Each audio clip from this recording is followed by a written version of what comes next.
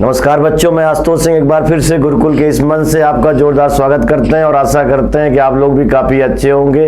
बच्चों, जैसा कि हमने पिछली क्लास में आप लोगों को वीडियो जो दिया था और आपने उसको देखा होगा और उस पर मनन भी किया होगा। पिछली क्लास का जो वीडियो था उस पर हमने चर्चा किया था, संसद से कुछ क्वेश्चन दिए थे तो उसके बारे में आपने जाना होगा, समझा होगा। और एक बार फिर से हम नई उम्मीदों के साथ, नए आयामों के साथ, नई सोच और विचारधारा के साथ एक बार फिर से यहाँ पर उपस्थित हुए हैं। और आज का टॉपिक पहले की अपेक्षा थोड़ा सा और भी बदलावपूर्ण है और उसमें हमने कुछ यहाँ पर बदलाव भी किया है और अच्छा क्वेश्चन है।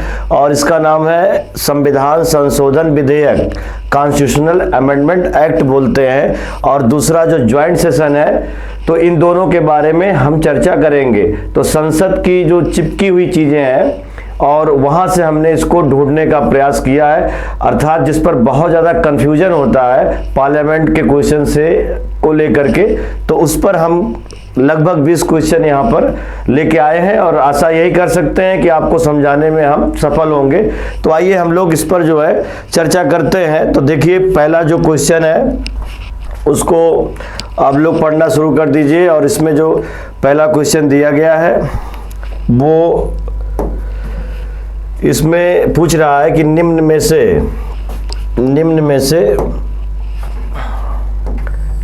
से कौन सी शक्तियां लोकसभा को राज्यसभा की तुलना में अनन्य रूप से प्राप्त होता है। तो देखिए, इसमें ये पूछ रहा है, जैसे संसद में दो तत्व होते हैं, एक है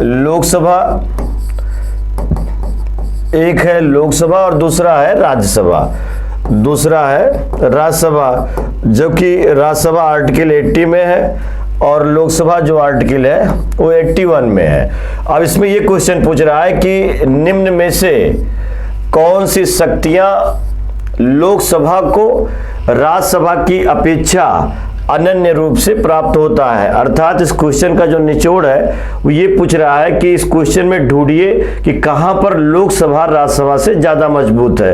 तो लोकसभा कहां से राज्यसभा की अपेक्षा ज्यादा मजबूत है? तो देखिए, एक तो अविश्वास प्रस्ताव, जो अविश्वास प्रस्ताव होता है वो अविश्वास प्रस्ताव के मामले में भी लोकसभा मजबूत है और राज्यसभा इसके अपेक्षा कमजोर है, क्योंकि जब सरकार को गिराना हो या सरकार जब अल्पमत में आ जाती है तब अविश्वास प्रस्ताव सिर्फ और सिर्फ लोकसभा में लाया जाता है। और इसमें सदस्यों को 50 सदस्य जानकारी देने के लिए 50 सदस्यों का होना अनिवार्य है। तो पहला तो अविश्वास प्रस्ताव के मामले में लोकसभा का पलड़ा भारी है। और दूसरा जो है वो आप बताएंगे, दूसरे मामले में लोकसभा कहां भारी पड़ रही है। तो आर्टिकल 110 में मनी बिल के मामले में, तो मनी बिल के मामले में भी लोकसभा भारी पड़ रही है। धन विधेयक इसको बोलते हैं, तो धन विधेयक के मामले में भी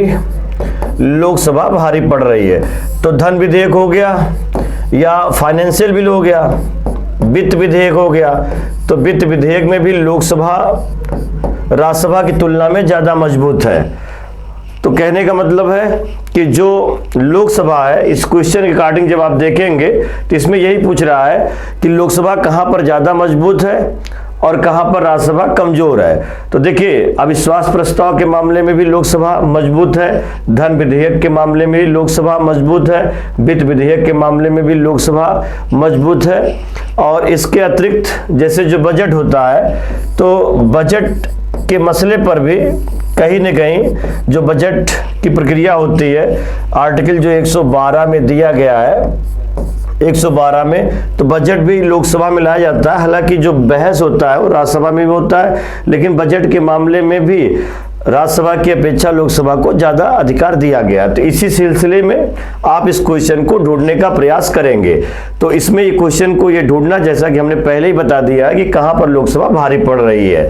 तो निम्न में से कौन सी शक्तियां लोकसभा को राज्यसभा की तुलना में अनन्य रूप से प्राप्त होती हैं? तो धन या वित्त विधेयक केवल लोकसभा में प्रस्तुत किया जाता है। धन वित्त विधेयक केवल लोकसभा में प्रस्तुत किया जाता है, किया जा सकता है। ये तो क्वेश्चन आपका सही है, ये क्वेश्चन आपका सही है। दूसरा देखिएगा, धन विधेयक के निरस्तीकरण अथवा संशोधन के संबंध में, तो धन विधेयक का जो निरस्तीकरण है ये आर्टिकल 109 में है, और जो धन विधेयक है ये आर्टिकल 110 में है। तो धन विधेयक का जो निरस्तीकरण है इसमें भी लोकसभा को ज्यादा पावर है, धन विधेयक के मामले में भी लोकसभा के पास ज्यादा पावर है। ये दोनों क्वेश्चन सही है। और मंत्रिपरिषद का जो उत्तरदायित्व है ये आप पहले से ही पढ़ते चले आ रहे हैं। जो गवर्नमेंट है, जो आपकी यूनियन काउंसिल है, वो आर्टिकल 75C के अकॉर्डिंग, आर्टिकल 75C के अकॉर्डिंग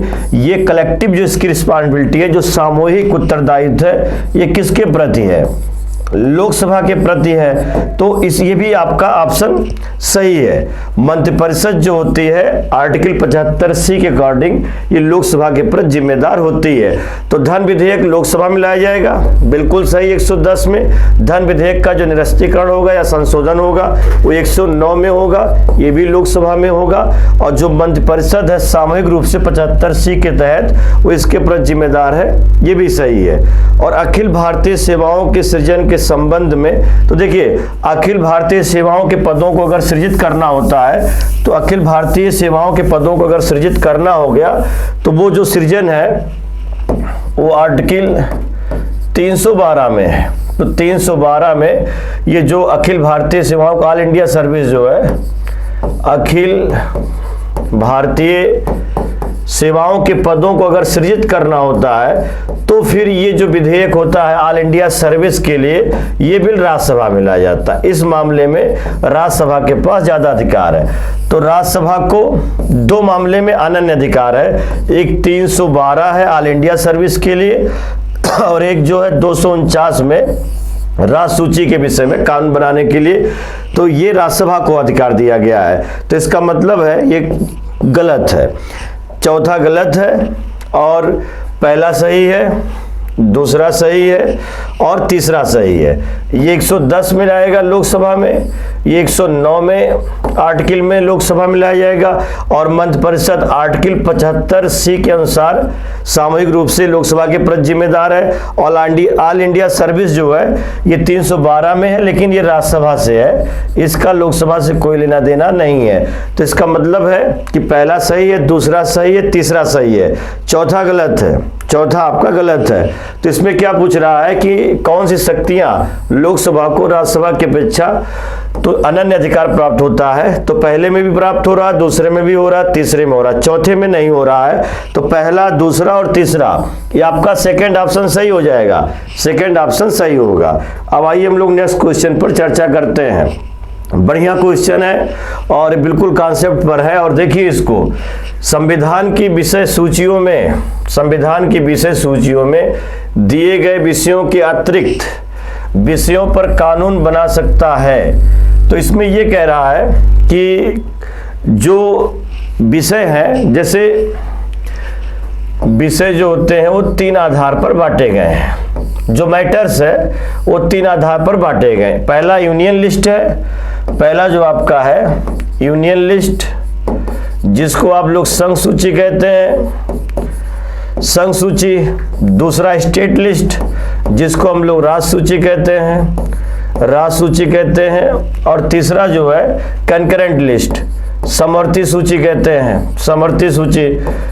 तो ये 3 विषय है। जैसे संघ सूची में इस समय 99 विषय हो गए हैं, राज्य सूची में इस समय 61 विषय हो गए हैं, पहले 62 थे, समवर्ती सूची में 52 विषय हो गए हैं। तो इसी में कानून बनाने का अधिकार संसद को दिया गया है और राज्य विधानमंडल को भी दिया गया है, और कुछ मामले में दोनों को दिया गया है। तो इसमें तो जिस संघ सूची, राज्य सूची, समर्थित सूची, इसमें जो भी मामला है वो संसद उस पर कानून बनाती है। और मान लीजिए ऐसा कोई विषय हो जिस पर संघ सूची में भी ना दिया गया और राज्य सूची में भी ना दिया गया और समर्थित सूची में ना दिया गया हो, तो ऐसे मामले को हम लोग अवशिष्ट शक्तियां कहते हैं, रिजिड्यूरी कहते हैं। अवशिष्ट शक्तियों का पावर जो होता है, तो जो रिजिड्यूरी का मामला होगा, अवशिष्ट शक्तियों का मामला होगा, तो जो कि किसी भी सूची में इसका जानकारी नहीं है, इसमें कोई उल्लेख नहीं है, तो जो किसी भी लिस्ट में ना दी गई हो तो उस पर कानून बनाने का अधिकार संसद को हो जाता है। तो सेकंड हो जाएगा इसका। अर्थात ये कह रहा है संविधान के विषय सूचियों में दिए गए विषयों के अतिरिक्त विषयों पर कानून बना सकता है। तो इसमें ये पूछ रहा है, क्वेश्चन का जो निचोड़ है वो यही कह रहा है कि ऐसा कौन सा विषय है जो तीनों सूची में ना दिया गया हो, फिर भी अगर उस पर कानून बनाना हो तो उस पर कानून बनाने के लिए जिम्मेदार कौन होगा। तो कानून बनाने के लिए तो भैया जिम्मेदार संसद ही है। राज्य सूची के विषय पर राज्य विधानमंडल बनाएगा, लेकिन इसमें कह रहा है कि ऐसा विषय जो ना राज्य सूची में दिया गया हो, ना समर्थित सूची में दिया गया हो, ना संघ सूची में दिया गया हो, अर्थात वो अवशिष्ट शक्तियों के अंतर्गत आता हो। अवशिष्ट शक्तियों के अंतर्गत किस प्रकार के विषय आ जाते हैं, संघ राज्य क्षेत्र के विषय आ जाते हैं। तो ये किसी भी सूची में नहीं दिया गया होता तो इस पर कानून बनाने का अधिकार किसको हो जाता है, संसद को हो जाता है। ये आर्टिकल 246 डी में दिया गया है। आर्टिकल 246 डी में जो किसी भी सूची में जिस विषय की जानकारी ना हो वो 246 डी में है, अवशिष्ट शक्तियों में है, और उस पर कानून बनाने का अधिकार संसद को हो जाता है। जो कहीं भी नहीं है, किसी विषय में भी नहीं है, उसके लिए जिम्मेदार संसद हो जाती है। इसका सेकेंड हो जाएगा। आइए हम लोग नेक्स्ट क्वेश्चन पर चर्चा करते हैं। क्वेश्चन आ चुका है और क्वेश्चन में ये दिया गया है कि जब संसद के दोनों सदनों की संयुक्त बैठक में कोई विधेयक, जब संसद के दोनों सदनों की संयुक्त बैठक में कोई विधेयक रेफर किया जाता है तो इसे किसके द्वारा पारित किया जाना होता है। जब संसद के दोनों सदनों की संयुक्त बैठक में कोई विधेयक रेफर किया जाता है तो ये किसके द्वारा पारित किया जाता है। उपस्थित तथा मत देने वाले सदस्यों का साधारण बहुमत, उपस्थित तथा मत देने वाले सदस्यों का 3/4 बहुमत, उपस्थित सदनों का 2/3 बहुमत, सदनों का पूर्ण बहुमत। तो सदनों का जो पूर्ण बहुमत है, तो इसमें देखिए आप ये कह सकते हैं कि जब संसद संयुक्त अधिवेशन किस आर्टिकल में दिया गया है, तो संयुक्त अधिवेशन आप बताएंगे, संयुक्त अधिवेशन जो दिया गया है वो आर्टिकल 108 में दिया गया है। और संयुक्त अधिवेशन जो 108 में दिया गया है, इसे बुलाने का अधिकार किसे है, ये कौन बुलाएगा, राष्ट्रपति बुलाएंगे। 108 में राष्ट्रपति बुलाएंगे, लेकिन राष्ट्रपति भले ही बुलाएंगे, इसकी अध्यक्षता कौन करेगा, तो संयुक्त अधिवेशन ज्वाइंट सेशन की अध्यक्षता करने का अधिकार किसे होता है, तो यह अध्यक्षता करने का अधिकार स्पीकर को होता है। स्पीकर करेगा। और मान लीजिए अगर स्पीकर नहीं है, अगर लोकसभा अध्यक्ष नहीं होगा, तो फिर इसकी अध्यक्षता कौन करेगा, डिप्टी स्पीकर, उपाध्यक्ष करेगा, डिप्टी स्पीकर करेगा। और ज्वाइंट सेशन कब बुलाया जाता है, तो आप बताइएगा कि जैसे मान लीजिए एक हाउस से पारित हो गया बिल और दूसरे हाउस ने नकार दिया, और ऐसे मामले में सरकार फिर भी बिल बनाना चाहती है, तो फिर राष्ट्रपति महोदय संयुक्त अधिवेशन बुला सकते हैं, 108 का प्रयोग कर सकते हैं। और जब 108 का प्रयोग करके संयुक्त अधिवेशन राष्ट्रपति महोदय बुलाएंगे तो उसकी अध्यक्षता स्पीकर करेंगे, और अगर स्पीकर नहीं है तो डिप्टी स्पीकर के द्वारा इसकी अध्यक्षता की जाएगी। और आज तक जो ज्वाइंट सेशन है, वो कितनी बार बुलाया गया है, तो आपको सीधा बता देते हैं कि जो ज्वाइंट सेशन है, संयुक्त अधिवेशन, वो आप बताएंगे 3 बार बुलाया गया है, 3 बार, 1961, 1978 और आप बताएंगे 2002। 1961 में नेहरू थे, जवाहरलाल नेहरू पीएम थे। 1978 में मोरारजी देसाई और 2002 में अटल बिहारी वाजपेयी थे। और जो ये नेहरू के समय आया था, ये दहेज प्रतिषेध कानून था, दहेज निरोधक कानून, प्रसिद्ध कानून दहेज प्रथा को रोकने के लिए, इसलिए इसको बुलाया गया था। मोरारजी देसाई के समय बैंकिंग सेवा को लेकर के था, बैंकिंग सेवा को लेकर के लाया गया था। और अटल बिहारी वाजपेयी के समय जो संयुक्त अधिवेशन बुलाया गया था, ये आतंकवाद निवारक निरोधक अर्थात पोटा को लेकर के ज्वाइंट सेशन बुलाया गया था। तो भारतीय संविधान के इतिहास में 3 बार संयुक्त अधिवेशन हुआ है, 1961, 1978, 2002। और देखिए एक क्वेश्चन एक और भी इससे हम आपको जोड़ देते हैं। क्वेश्चन आता है कि कौन सा ऐसा प्रधानमंत्री है जो तीनों संयुक्त अधिवेशन में पार्टिसिपेट किया है।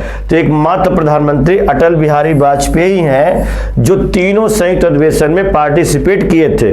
61 में मेंबर ऑफ पार्लियामेंट थे, इसलिए पार्टिसिपेट किए। 1978 में ये फॉरेन मिनिस्टर थे, विदेश मंत्री थे, इसलिए इन्होंने पार्टिसिपेट किया। और 2002 में जो है वो पीएम खुद थे। तो ये क्वेश्चन आता है कि कौन सा एकमात्र ऐसा पीएम है जो तीनों ज्वाइंट सेशन में भाग ले चुका है, तो उसका नाम है अटल बिहारी वाजपेयी। और संयुक्त अधिवेशन का जो प्रावधान है, ज्वाइंट सेशन का जो प्रावधान है, वो आप बताएंगे किस देश के संविधान से लिया गया है, तो आप तुरंत बताइएगा ऑस्ट्रेलिया के संविधान से लिया गया है, ऑस्ट्रेलिया के संविधान से लिया गया है। अब देखिए ये आपको ये पता चल चुका है कि ज्वाइंट सेशन कब बुलाया जाता है। ज्वाइंट सेशन उस समय बुलाया जाता है जब एक हाउस से बिल पारित हो गया हो, दूसरे हाउस ने उसको रोक दिया हो और सरकार को लगता है कि नहीं कानून बनाना जरूरी है, तो ऐसे समय पर राष्ट्रपति महोदय से कहलवा करके वो संयुक्त अधिवेशन बुलाएगा। जब संयुक्त अधिवेशन बुला लिया जाएगा तो फिर उस पर कैसे मतदान होता है, तो मतदान जो होगा उपस्थित और मतदान करने वाले सदस्यों की संख्या जो होगी आधे से एक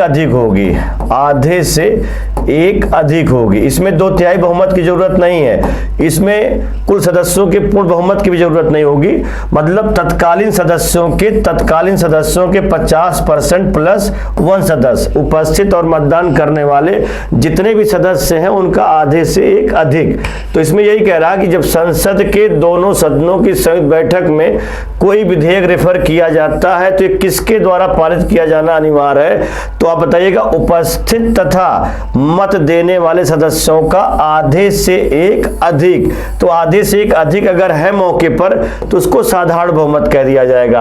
पहला सही है, दूसरा गलत है, क्योंकि ये 3/4 से नहीं होगा और 2/3 से भी नहीं होगा, ये भी गलत हो जाएगा। संसद का पूर्ण बहुमत नहीं चाहिए, बल्कि सदनों का पूर्ण बहुमत नहीं चाहिए, बल्कि उपस्थित और मतदान करने वाले आधे से एक अधिक सदस्य। तो इसका पहला सही है, चौथा इसलिए गलत है क्योंकि पूर्ण बहुमत की जरूरत नहीं है कुल सदस्यों का, उपस्थित और मतदान करने वाले का आधे से एक अधिक। तो इसका फर्स्ट सही है। अब आइए हम लोग नेक्स्ट क्वेश्चन पर चर्चा करते हैं। क्वेश्चन आ चुका है, इसमें पूछ रहा है भारतीय संसद के दोनों सदनों की प्रथम संयुक्त बैठक हुई थी।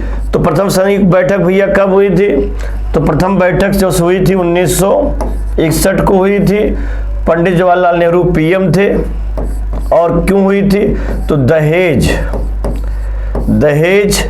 उन्मूलन विधेयक, दहेज को खत्म करने के लिए दहेज उन्मूलन विधेयक, तो दहेज उन्मूलन विधेयक को लाया गया था दहेज को खत्म करने के लिए। हालांकि बैठक तो हुई थी लेकिन ऐसा कोई कठोर कानून बना नहीं, क्योंकि दहेज पर अगर सही तरीके से काम किया गया होता तो दहेज ज़्यादा ना होता बल्कि कम हो जाता।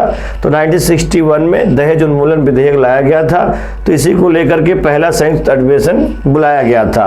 तो इसका जो हो जाएगा दहेज उन्मूलन विधेयक के संबंध में 1961 में पहली बार बैठक हुई थी, तो इसका फर्स्ट हो जाएगा। अब आइए हम लोग नेक्स्ट क्वेश्चन पर चर्चा करते हैं। तो देखिए क्वेश्चन आ चुका है। क्वेश्चन में आपको पढ़ना होगा और समझना होगा, निम्नलिखित में से कौन संसद के दोनों सदनों की संयुक्त बैठक की अध्यक्षता करेगा। तो संयुक्त अधिवेशन जो बुलाया जाएगा आप सबको पता है, मैंने पहले ही बता दिया 108 में है। प्रावधान आप सबको पता है, पिछले हम क्वेश्चन में बता चुके हैं प्रावधान कहाँ से लिया गया है, बता दीजिएगा। ऑस्ट्रेलिया से लिया गया है, ऑस्ट्रेलिया से। और बैठक बुलाता कौन है, तो तो बुलाने का काम जो किया जाएगा, जो बुलाता है वो राष्ट्रपति है, राष्ट्रपति बुलाएगा। और अध्यक्षता कौन करेगा? अध्यक्षता, तो अध्यक्षता करने का अधिकार आप बताएंगे स्पीकर महोदय को है। स्पीकर इसकी अध्यक्षता करेंगे, और स्पीकर अगर नहीं, अध्यक्ष नहीं है, तो डिप्टी स्पीकर, उपाध्यक्ष इसकी अध्यक्षता करेगा। तो यही पूछ रहा है कि कौन संसद के दोनों सदनों की बैठक की अध्यक्षता करेगा। तो बैठक की अध्यक्षता करने का अधिकार आर्टिकल 118 के तहत लोकसभा अध्यक्ष को है, लोकसभा अध्यक्ष को। तो ये इसका डी हो जाएगा। बुलाएंगे राष्ट्रपति, अध्यक्षता करेंगे स्पीकर, अगर स्पीकर नहीं होगा तब फिर कौन अध्यक्षता करेगा?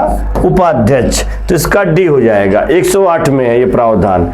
अब आइए हम लोग नेक्स्ट क्वेश्चन पर चर्चा करते हैं। देखिए आर्टिकल 108 के अंतर्गत लोकसभा और राज्यसभा की, आर्टिकल 108 के अंतर्गत लोकसभा और राज्यसभा की संयुक्त बैठक आहूत की जाती है।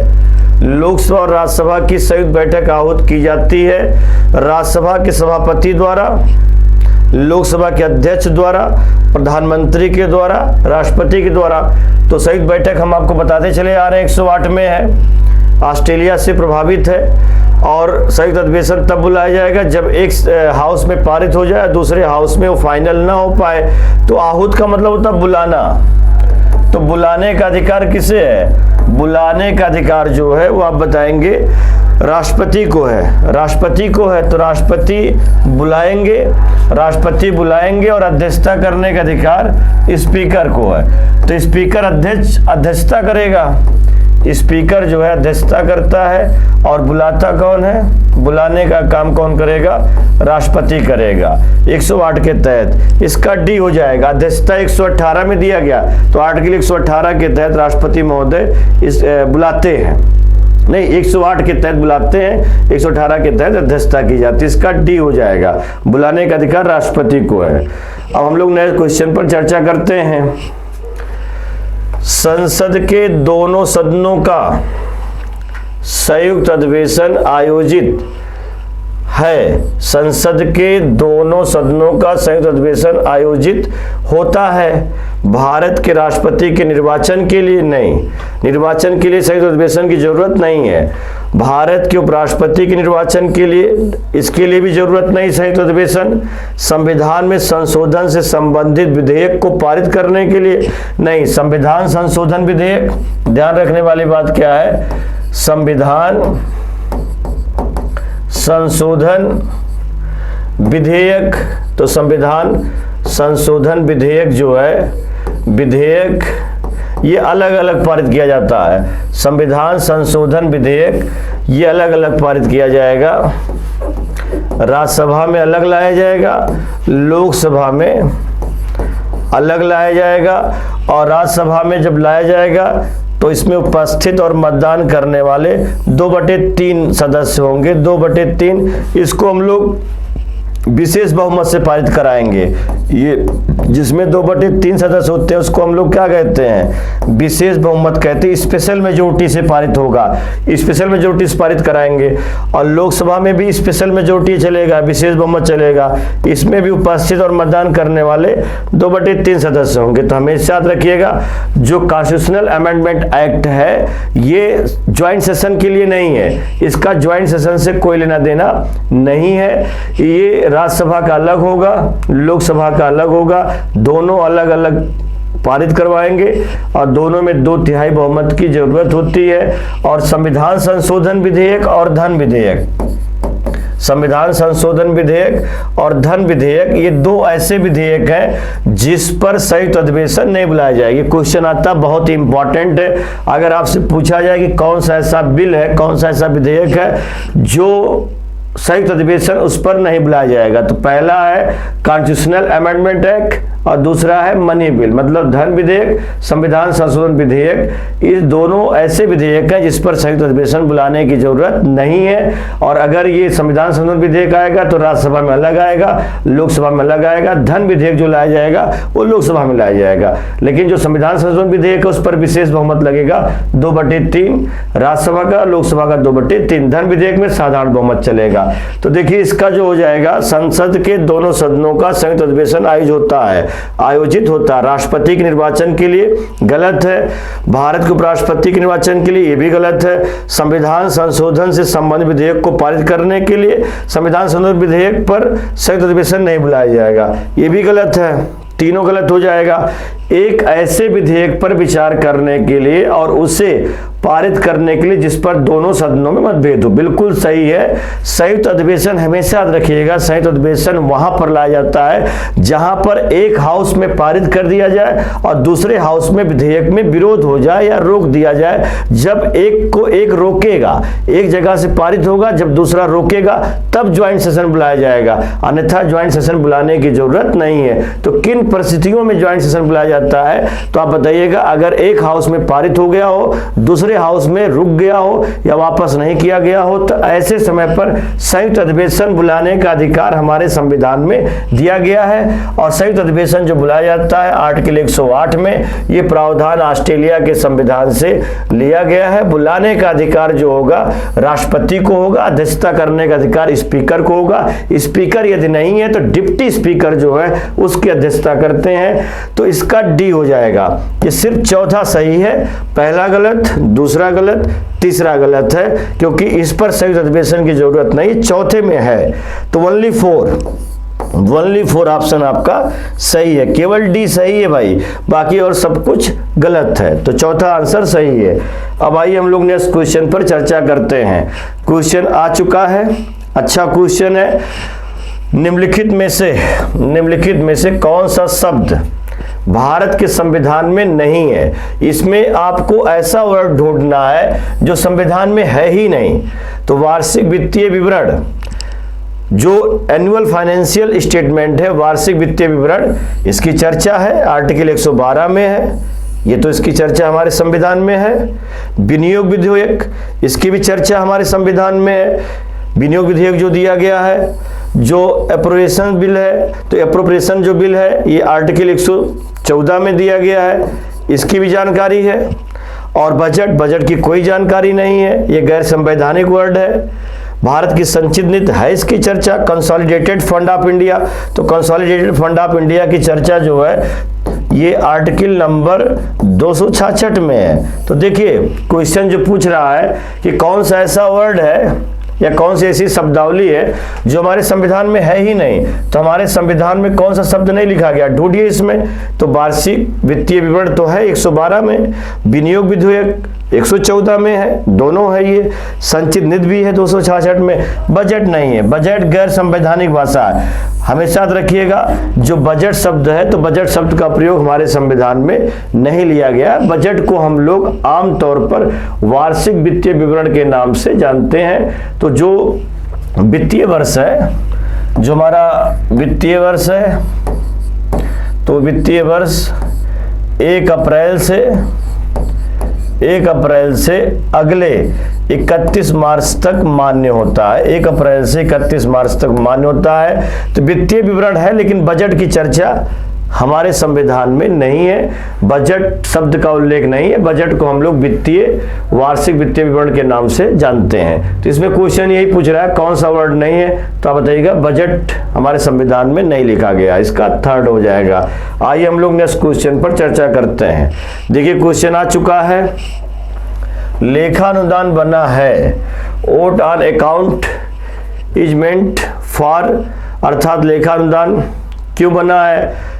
कैग की रिपोर्ट पर मतदान करने के लिए। तो देखिए लेखानुदान का प्रयोग कब किया जाता है, तो आप बता सकते हैं जैसे मान लीजिए वार्षिक आय व्यय का विवरण पारित नहीं किया गया हो, तो जब बजट पारित नहीं किया गया हो और ऐसे समय पर सरकार को खर्चे की जरूरत है और सरकार को संचित निधि से पैसा निकालने की जरूरत है, तो जब बजट पारित न किया गया हो और ऐसे समय पर सरकार को अगर पैसे की जरूरत है और उसे संचित निधि से पैसा निकालना है तो ऐसे समय पर लेखा अनुदान का वो प्रयोग कर सकता है। तो बजट लंबित होने के कारण निधि आवंटन हेतु, मान लीजिए जो बजट है वो अभी पेंडिंग में है, अगर बजट अभी पास नहीं हो पाया है, पेंडिंग में है, और आप जानते हैं कि सरकार को हमेशा पैसे की जरूरत होती है, भाई सैलरी देनी है, सरकार को देना है, राज्यों को देना है, लोगों को देना है, तो कहने का मतलब है कि सरकार का खर्चा तो कभी रुकने वाला है नहीं।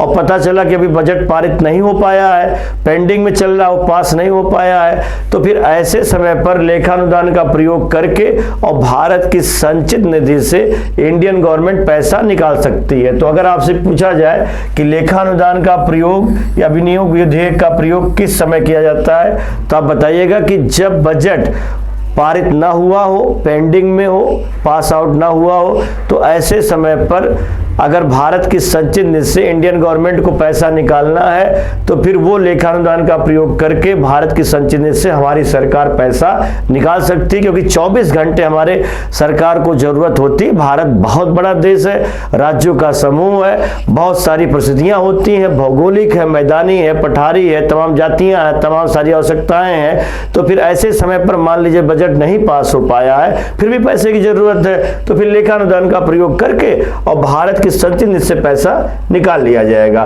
तो जब बजट लंबित होता है अर्थात पेंडिंग में होता है, तब भारत की संचित निधि से पैसा निकालने का प्रयोग यहां पर किया जाता है। तो इसका थर्ड हो जाएगा, इसका थर्ड हो जाएगा।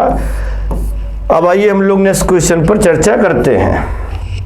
देखिए क्वेश्चन आ चुका है और अच्छा क्वेश्चन है। इसमें पूछ रहा है कि भारत की संचित निधि से जो कंसोलिडेटेड फंड ऑफ इंडिया है, तो पहले तो ये जानना होगा कि भारत की संचित निधि है क्या। तो इंडियन गवर्नमेंट का जो पैसा जहां पर कंसोलिडेट होता है, हम कहते हैं रेलवे से पैसा आया, हम कहते हैं कि व्यापार के जरिए पैसा आया, या किसी के जरिए जो भी पैसा आता है, तो जहां पर पैसा कंसोलिडेट किया जाता है, सुदृढ़ किया जाता है, इकट्ठा किया जाता है, तो ऐसे पैसे को हम लोग क्या कहते हैं, कंसोलिडेटेड फंड ऑफ इंडिया कहते हैं, भारत की संचित निधि। और संचित निधि की चर्चा जो की गई है वो सिर्फ और सिर्फ आर्टिकल कितने में की गई, 266 में की गई है। तो इसमें यही कह रहा है कि भारत की संचित निधि से धन निकालने के लिए निम्नलिखित में से किसका अनुमोदन अनिवार्य है। अर्थात जो भारत के संचित निधि से पैसा निकाला जाता है तो उसमें अनुमति की जरूरत किसकी होती है, अनुमोदन की जरूरत किसकी होती है। तो उसमें अनुमोदन की जरूरत राज्यसभा की भी पड़ेगी, अनुमोदन की जरूरत लोकसभा की भी पड़ेगी, और अनुमोदन की जरूरत किसकी होगी, राष्ट्रपति की भी होगी। तो राष्ट्रपति भी सहायक होंगे, लोकसभा भी सहायक होगी और राज्यसभा भी सहायक होगी। तो तीनों को मिला करके हम लोग क्या नाम दे देंगे, राष्ट्रपति, लोकसभा और राज्यसभा मिल करके क्या बन जाते हैं, तीनों मिल करके क्या कहलाते हैं, पार्लियामेंट, संसद कहलाते हैं। तो कहने का मतलब है कि भारत की संचित निधि से धन निकालने के लिए निम्नलिखित में से किसका अनुमोदन अनिवार्य है। अगर इंडियन गवर्नमेंट को पैसा चाहिए, तो पैसा अगर चाहिए इंडियन गवर्नमेंट को तो कहां से जाएगा, भारत की संचित निधि से जाएगा। और भारत की संचित निधि की चर्चा किस में है, 266 में है। और पैसा अगर निकालना है तो अनुमति किसकी होगी, बिल के जरिए लिया जाएगा। हमारे यहाँ कोई भी काम ओरल नहीं होता है, हमारे यहाँ शासन नहीं है बल्कि कानून का शासन। और कानून जो होता है वो किससे जुड़ा होता है, राज्यसभा से जुड़ा होता है, लोकसभा से जुड़ा होता है। और लोकसभा, राज्यसभा और राष्ट्रपति मिलकर क्या कहलाते हैं, संसद। तो संसद की अनुमति अनिवार्य है। अकेले राष्ट्रपति कुछ नहीं कर पाएंगे, अकेले प्रधानमंत्री की बस की बात नहीं है, वित्त मंत्री की हैसियत से ऊपर की बात है। इसमें राज्यसभा, लोकसभा और राष्ट्रपति की अनुमति होनी चाहिए। और लोकसभा, राज्यसभा और राष्ट्रपति मिलकर के क्या बन जाते हैं, संसद बन जाते हैं। कहाँ की संसद बन जाते हैं, भारत की संसद बन जाते हैं। तो इसका सेकंड हो जाएगा, सेकंड ऑप्शन सही है। आइए हम लोग नेक्स्ट क्वेश्चन पर चर्चा करते हैं। क्वेश्चन आ चुका है और क्वेश्चन क्या कह रहा है, देखिए निम्नलिखित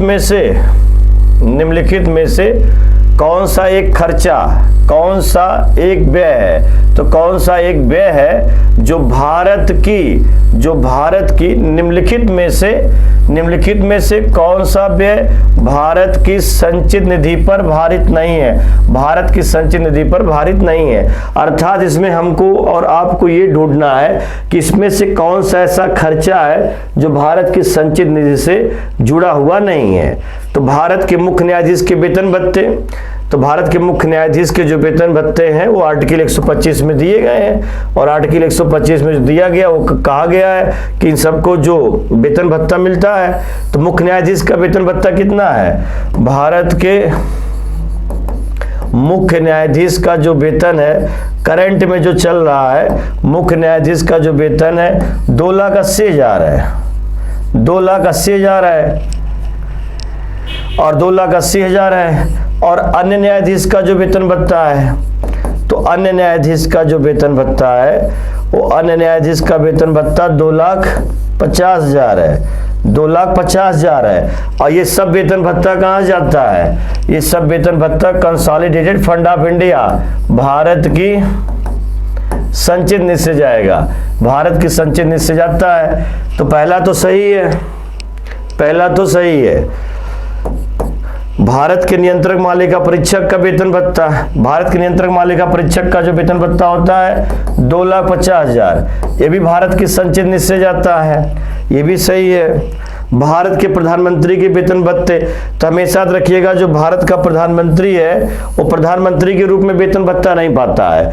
भारत का जो प्रधानमंत्री है वो मेंबर ऑफ पार्लियामेंट की वजह से पाता है। भारत का प्रधानमंत्री संसद के सदस्य के रूप में वेतन भत्ता पाता, प्रधानमंत्री के रूप में वेतन भत्ता नहीं पाता है। तो इसका थर्ड हो जाएगा, इसका थर्ड होगा। इसमें पूछ रहा है कि कौन सा क्वेश्चन, मतलब कौन सा ऐसा वेतन भत्ता है जो भारत की संचित निधि से नहीं दिया जाएगा? मुख्य न्यायाधीश का वेतन भत्ता संचित निधि से दिया जाएगा, नियंत्रक मालिका परीक्षक का वेतन भत्ता भी संचित निधि से दिया जाएगा। भारत के जो प्रधानमंत्री का वेतन भत्ता होता है ये प्रधानमंत्री के रूप में होता ही नहीं है। भारत का प्रधानमंत्री के रूप में वेतन भत्ता नहीं पाता है, बल्कि वो राज्यसभा या लोकसभा के सदस्य के रूप में इसे वेतन भत्ता दिया जाता है।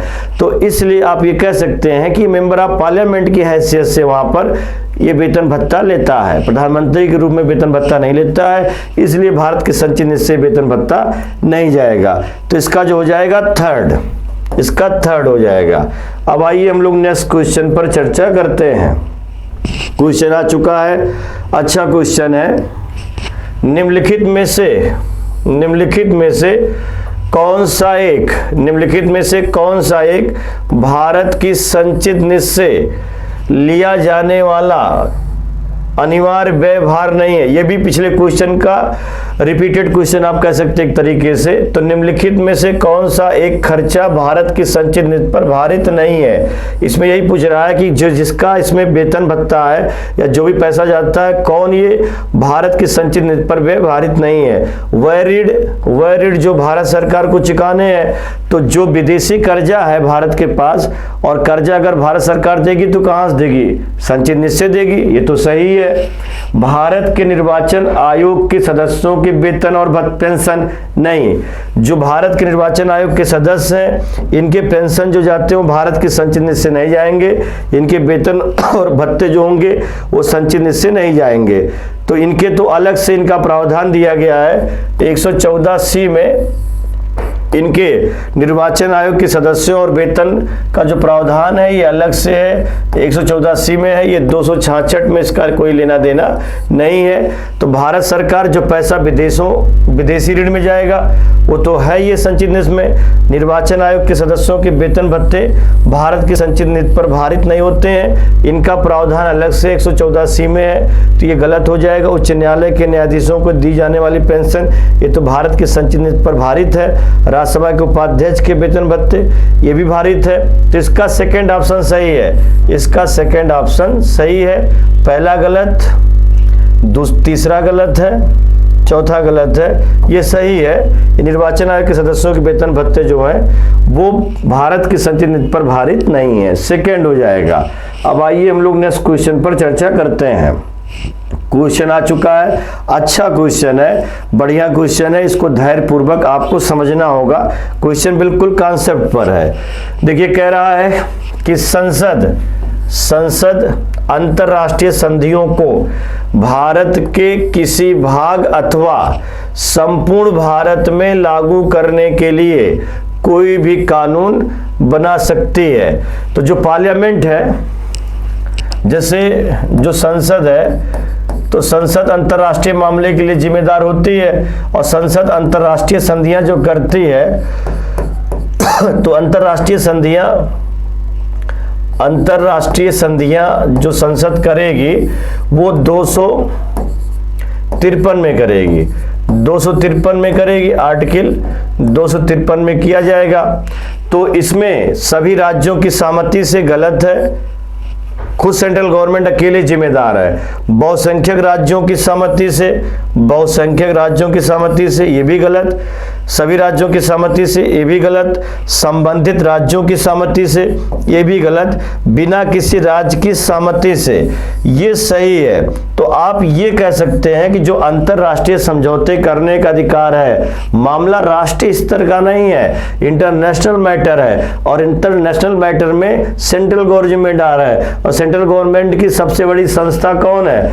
सेंट्रल गवर्नमेंट की सबसे बड़ी संस्था कौन है? संसद है। और संसद क्या किसी राज्य से सहमति लेगी? संसद को राज्य से सहमति लेने का कोई भी एक पैसे की जरूरत नहीं है। संसद खुद जो इतना सक्षम है कि बगैर किसी राज्य की सहमति से अकेले जो है अंतर्राष्ट्रीय समझौता कर सकती है। इसमें राज्य का एक पैसे का कोई लेना देना नहीं है। तो इसका डी हो जाएगा, बिना किसी राज्य की सहमति से।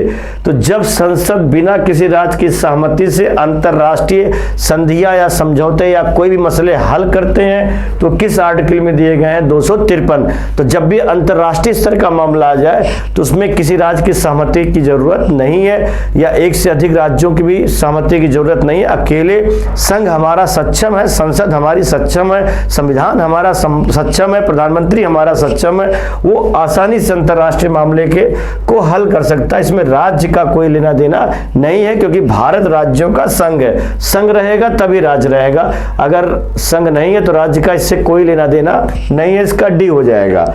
अब आइए हम लोग नेक्स्ट क्वेश्चन पर चर्चा करते हैं। भारतीय संसद, इंडियन पार्लियामेंट राज्य सूची के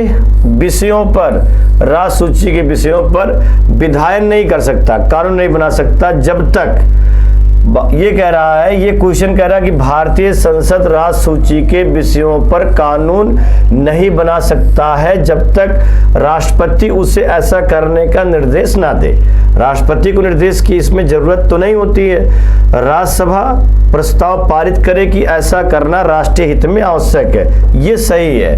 राज्यसभा को राज्य सूची के विषय पर यह बताना पड़ेगा कि हमें कानून कराने के लिए राष्ट्रीय हित में ये आवश्यक है। और ये मामला किस आर्टिकल में दिया गया है? तो आर्टिकल 249 में दिया गया, आर्टिकल 249 में दिया गया है। और सभा का अध्यक्ष या प्रमाणित करे कि ऐसा विधेयक आवश्यक है, ये भी गलत है। राष्ट्रीय आपातकाल हो तो देखिए हमेशा याद रखिएगा, जैसे राज्य सूची में कानून 2-3 परिस्थितियों में संसद बना सकती है। जैसे 249 है, राष्ट्रीय हित का मामला हो, राष्ट्रीय हित में कानून बनेगा, या 250 हो, राष्ट्रीय आपात के समय इस पर कानून बनेगा, और या आप कह सकते हैं 2 या 2 से अधिक राज्यों की सहमति हो, 2 या 2 से अधिक राज्यों की सहमति हो, 2 या 2 से अधिक राज्यों की सहमति हो तब कानून बनेगा। सहमति हो, भले ही विषय क्यों न राज्य सूची का हो, और ये 252 में है। 2 या 2 से अधिक राज्यों की सहमति पर जब संसद कानून बनाती है तो 252 में है। तो इसमें यही कह रहा है कि भारतीय संसद राज्य सूची के विषयों पर कानून नहीं बना सकती है जब तक राज्यसभा प्रस्ताव पारित करे कि ऐसा करना राष्ट्रीय हित में आवश्यक है। बिल्कुल सही है। अगर राज्य सूची के विषय पर कानून बनाना हो गया तो सबसे पहले राज्यसभा को यह कहना होगा आर्टिकल 249 के तहत कि वह अमुक विषय जो है वो राष्ट्रीय हित का है। तो इसका जो हो जाएगा सेकंड सही है। और जब राष्ट्रीय आपातकाल लगा होगा तो राष्ट्रीय आपातकाल जो लगा होता है वो 352 में लगा होता है। तो 352 के समय, राष्ट्रीय आपातकाल के समय 250 का प्रयोग करके संसद राज्य सूची के विषय पर कानून बना सकती है। तो कहने का मतलब है कि आर्टिकल 249 में राष्ट्रीय हित के मामले में राज्य सूची के विषय पर कानून बनाएगी संसद, और 352 में भी जब राष्ट्रीय आपातकाल लगा होगा तब भी संसद राज्य सूची के विषय पर कानून बना सकती है। 252 में 2 या 2 से अधिक राज्यों की सहमति से संसद कानून बना सकती है, या अंतरराष्ट्रीय स्तर के मामले पर भी संसद कानून बना सकती है। तो 249, 250, 252, 253, 352 ये सब जब मामले आ जाते हैं तो भले ही राज्य सूची का क्यों ना विषय हो, तो ऐसे समय पर संसद को कानून बनाने का अधिकार है। तो ये दूसरा सही है, राज्यसभा प्रस्ताव पारित करे कि ऐसा करना राष्ट्रीय हित में आवश्यक। ये 249 चलेगा।